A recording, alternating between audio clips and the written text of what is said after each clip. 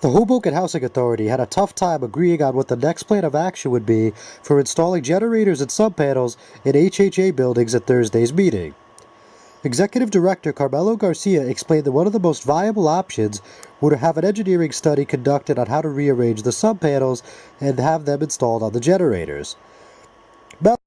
What has happened is that the city's asking of us to place the generators 26 feet up in the air, so above the first floor residential unit, which from the base to the first floor, given that these enclosures are already 13 feet, in the flood elevation, we provided certificates noting that they will be above the 13 feet, which is almost 26 feet, given the present enclosures of these particular generators. So that's where we are in the progress of the generator installation.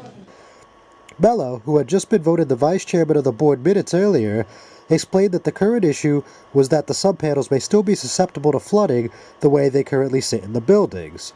The concern was that the sub-panels would be susceptible to flooding. And if the sub-panels get flooded out, it doesn't matter how high the generators are. Now, from what I'm hearing tonight, it's possible that the generators aren't even to that 20-something feet elevation that is ideal. You know, living in a building in this area with this elevation, I know our basement was entirely flooded. I'm sure the basements around here were entirely flooded too.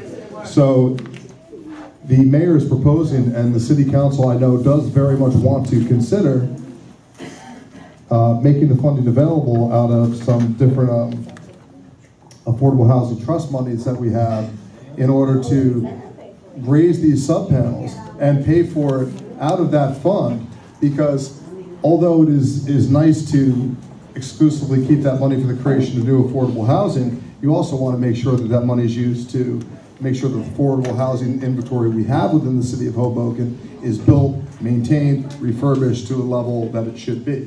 Mello went on to say that in his capacity as a councilman at large, he would vote to support the engineering study in question and urge his fellow elected officials to do the same. To put the sub-panels at an elevation where they're susceptible to the water damage if we have another Hurricane Sandy type event, which I personally believe we're going to have one of those eventually, or a worse one, would be foolish, because we're not going to have, the generators aren't going to work if the sub-panels get flooded out, and the saltwater corrosion is what really kills all these things. So I think it'd be foolish for us not to do it. Garcia agreed that the study would be a great idea, but urged the board to consider the consequences of interrupting the generator installation process at 320 Jackson and 311 Harrison Streets. Nevertheless, Mello thought the benefits of the study could outweigh the negatives, considering the city would potentially be funding it. As the discussion continued, Garcia stated his fear that the city may drag their feet in working out an agreement with the Housing Authority.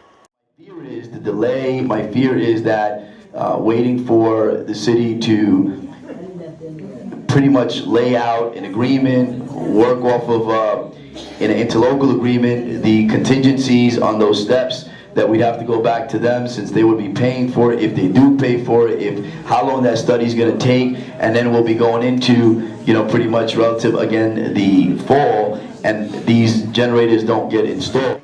When it was all said and done, the board finally agreed to approve the engineering study, so it's now up to the city council to see what happens next in this ongoing saga.